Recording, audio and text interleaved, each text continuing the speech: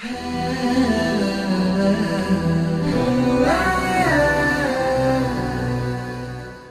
الله الرحمن الرحیم. الحمد لله رب العالمین والصلاة والسلام على اشرف الانبیاء والمرسلین وعلى آله وصحبه اجمعین و من اهتدى بهديه واستنى بسنته الى یوم الدین. ای مخلصان دین الله و ای مخلصان مکتب پیامبر، ما در ماه قرار داریم که ماه نازل شدن قرآن است، ماه تذکر و تدبر و مطالعه قرآن به عمل و دستورات آن است و چون این کار را البته در غیر رمضان نیز نباید ترک کنیم و نباید فراموش سازیم. چه کسی از ما امروز به آیات قرآن اندیشه می کنند؟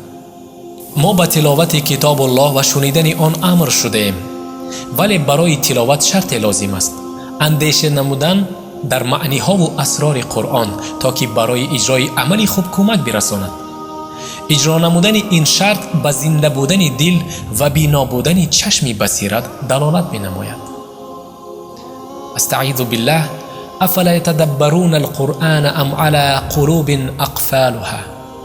الله رب العزة والجلال در سوره محمد آیه 24 می فرماید منافقان در آیه قرآن تفکر نمی کنند یا خود بر دلهایشان قلف های جهل و نفاق دارند که هیچ سخنی را نمی فهمند. پناه می جوییم به سوی الله از نفاق و منافقین و از تفکر کردن و به اهمیت خواندن آیات قرآنی. نمونه از تفکر این است که رسول اکرم صلی الله علیه و سلم شب به نماز ایستاده تا صبح یک آیت را تکرار می کردند و از آن گذشته نمی توانستند. ان تعذبهم فانهم عبادک و ان تغفر لهم فانک انت العزیز الحکیم. در سوره مائده آیه 118 الله سبحانه و تعالی می فرماید اگر عذابشان کنی آنان بندگان تو اند و اگر بر ایشان ببخشایی تو خود توانا و حکیمی. سبحان الله. چه بسا خلق عظیم داشتند پیامبر صلی الله علیه و سلم و چه بسا دور شده ما از سنت آن حضرت در عبادت با خشوع، علل خصوص در قرائت بی تفکر. لا اله الا انت سبحانك انا كنا من الظالمین. رسول اکرم قرآن را با آرامی و فهمش تلاوت می نمودند.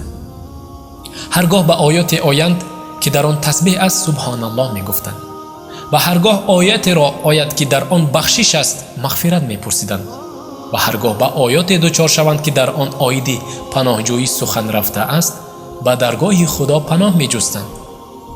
نافع گوید هر باری که عبدالله ابن عمر رضی الله عنهما این آیت را می خواند گریه می کرد. اگر آنچه در دلهایتان دارید اگرچه آن را آشکار کنید یا پنهان خداوند آن را حساب می کند. سوره بقره آیه 284. کدام حالت ها مانع های تفکر شده می توانند؟ اول اینکه زیاد مشغول شدن به آرایش دادن قرائت و ترتیل قرآن از حساب تفکر معنی های آن. دوم مقصد قاری تنها فارغ شدن از سوره باشد. سیوم کسی از مایان گمان کند که فهمش قرآن و سیرهای آن تنها نصیبه صحابگان و تابعین است. برای دیگران جز نقل سخنهای آن بزرگان در درک معنیهای قرآن نصیبه نباشد. این فکر خطا و نادرست حساب می شود، زیرا خدا ما را برای تدبر کتاب خود امر نموده است. راهنما به تدبر این است که به خواندن تفسیرهای آسان فهم کوشش نما.